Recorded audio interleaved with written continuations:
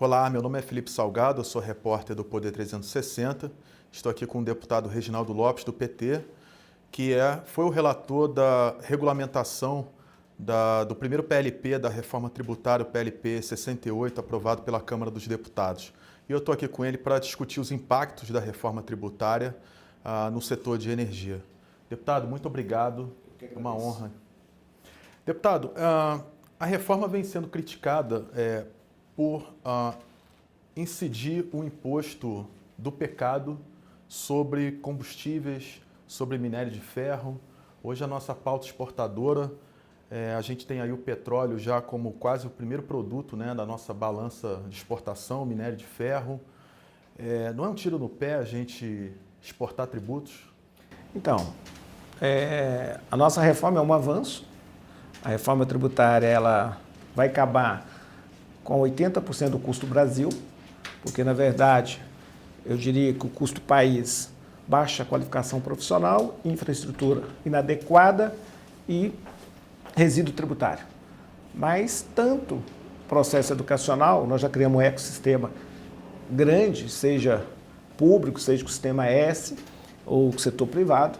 Então, falta ajustar mais investimentos e focalizar para que possamos formar os trabalhadores brasileiros. Infraestrutura, acredito que estamos avançando, mas o que gera hoje custo de produção e tira a capacidade competitiva brasileira é, de fato, o sistema tributário super de cumulatividade, ou seja, em todas as etapas cobra o imposto do imposto, cobra o imposto do valor acumulado. Então, nós estamos resolvendo. Então, esta reforma resolve um dos principais itens do custo Brasil e permite o Brasil voltar a ser um país mais competitivo. Ou seja, é a única reforma dos últimos 40 anos que traz ganho de produtividade para todos os setores da economia, em especial para o setor de óleo, gás e energia, para o setor industrial. Então, de fato, é um avanço. Nós fizemos várias mudanças, tanto na regulamentação como na própria elaboração da emenda constitucional, que fortaleceu muito esse setor, que é um setor importantíssimo, estratégico para o desenvolvimento de qualquer nação. Por exemplo, garantimos aí, da parte do imposto do IVA nacional, do CBS, 100% de devolução do imposto pago para as pessoas de menor poder econômico, que é o cashback, entendendo que energia, por exemplo, é um bem essencial em qualquer sociedade. Agora, do ponto de vista do imposto seletivo, a minha opinião é que nós somos signatários do Acordo de Paris.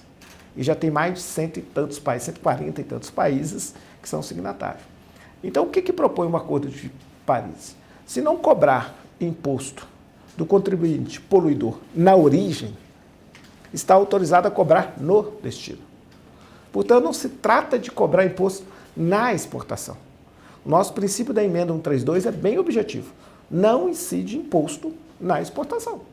Agora, em relação ao imposto seletivo, que é um imposto moderno, do ponto de vista da sustentabilidade, é possível, independente do destino. Então, nós não estamos cobrando o imposto na exportação, nós estamos cobrando o imposto do pecado, imposto seletivo, na origem, né? Mesmo quando o produto é exportado. E nós, preocupados com o impacto do ponto de vista de custo, de inflação ou de competitividade, a nossa previsão constitucional foi de 0% a 1%. Na Câmara, o Colégio de Líderes entendeu de usar a menor alíquota possível, 0,25%. Ou seja, cumpre o Acordo de Paris, mas ao mesmo tempo compreende que o Brasil precisa ter mais ganho de produtividade para não perder competitividade internacional e nem encarecer o preço para o consumidor brasileiro. Por isso, usamos uma alíquota reduzida. Mas, por exemplo, o senhor citou o Acordo de Paris. No caso do gás natural, que é tido como combustível da transição, é um combustível fóssil, mas o menos poluente entre petróleo e carvão, é um combustível que vai fazer essa ponte entre ainda os combustíveis fósseis e os combustíveis renováveis, um combustível flexível que se tornou quase uma commodity no mercado internacional. O imposto seletivo ele busca desincentivar certos comportamentos econômicos. Quando se taxa, por exemplo, o gás natural, que é esse combustível da transição energética que vai viabilizar essa ponte para o que foi acordado no Acordo de Paris, isso não atenta contra a própria transição energética brasileira? Como meio de produção, ele não vai incidir. E como fim no dia a dia do consumidor, para as pessoas de menor poder econômico, nós vamos dar 100% de cashback de devolução. Então, eu acho que teve uma compreensão do papel e da importância do gás nesse processo de transição. Agora, outra coisa que me preocupa, o Congresso acabou de aprovar o mercado de crédito de carbono e ali também incide um imposto sobre o carbono, sobre as energias fósseis. Se a gente tem um imposto seletivo, um imposto sobre carbono, isso não vai desincentivar a indústria brasileira, torná-la menos competitiva? Se a gente precisa dar um choque de oferta de energia barata, a gente não vai encarecer a nossa energia? Olha, todos esses debates fazem parte de uma agenda de sustentabilidade, de uma agenda de transição. É evidente que nesse processo de transição, a energia que nós temos para garantir um novo mundo, inclusive, é a energia fóssil. Então tem que ser sempre equilibrado, mas também precisa ser incentivado. E a maneira também de incentivar essa transição é evidente você ter uma diferencial do ponto de vista tributário. Então esse é o caminho que eu acho que a maioria das economias mais modernas estão trilhando. Eu acredito que o Brasil é muito competitivo. No geral, o que nós estamos tirando de custo tributário, nenhuma tributação como o do próprio crédito de carbono, ou mesmo a própria imposto seletivo, é muito pequeno perto da desoneração que nós estamos criando com o fim da cumulatividade tributária. Agora, eu gostaria de saber do senhor como o senhor vê essa reforma tributária sobre a pauta verde, né? O governo Lula ele tem uma preocupação muito grande com a questão ambiental da transição energética, é um mote, né? É uma alavanca de política externa do governo. O próprio Ministério da Fazenda tem o plano de transformação ecológica. Eu particularmente não vi nada nessa reforma que toque, por exemplo, a pauta verde, por exemplo, economia circular, reciclagem. Eu não vi nenhum incentivo tributário a esse tipo de atividade. O senhor poderia falar um pouco sobre isso? Então, nós garantimos. Na economia circular, do ponto de vista da política de reciclagem, nós utilizamos, inclusive, um instrumento que não é muito utilizado no novo imposto de valor agregado, que foi o crédito presumido. Inclusive, nós abrimos uma exceção justamente para fortalecer a compra dos setores industriais da economia circular, da reciclagem. Portanto, nós estamos gerando crédito presumido nesta compra para fortalecer esse setor da economia. A economia verde, o sistema tributário, faz parte do princípio da reforma. Né? Além da simplicidade, entrou o princípio da sustentabilidade na reforma tributária. Deputado, eu pergunto ao senhor, a gente agora tem o desafio de aprovar a regulamentação do PLP 68 no Senado. Isso vai voltar para a Câmara. O que o senhor gostaria de ver quando esse projeto voltasse da Casa Alta para a Casa Baixa? Quais são as mudanças que o senhor gostaria de ver nesse projeto? Então, nós somos uma casa, um poder legislativo bicameral.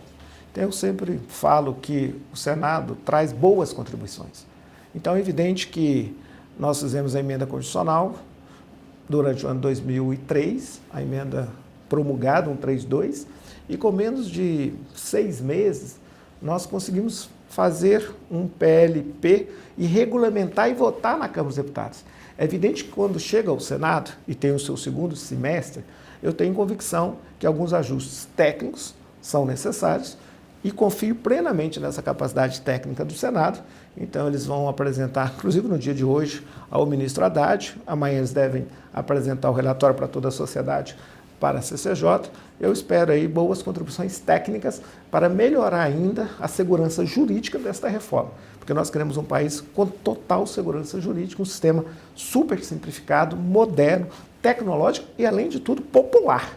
Porque na nossa reforma, além da transparência que o cidadão ele vai saber o que ele está pagando de imposto, ele vai comprar, pagar e saber o que ele está pagando, 94 milhões de brasileiros vão receber o maior cashback do mundo, vão receber de volta o seu imposto.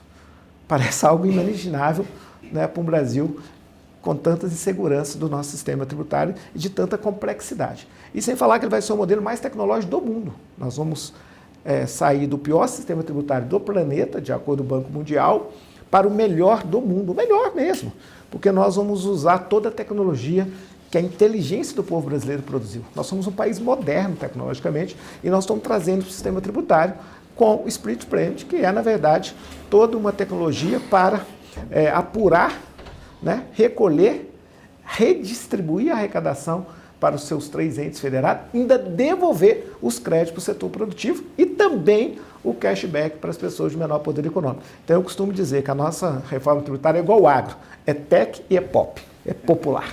Obrigado, deputado, foi um prazer. Eu acabei de entrevistar o deputado Reginaldo Lopes, a gente falou aqui sobre os impactos da reforma tributária sobre o setor de energia e eu peço que vocês nos acompanhem no canal do Poder 360. Muito obrigado.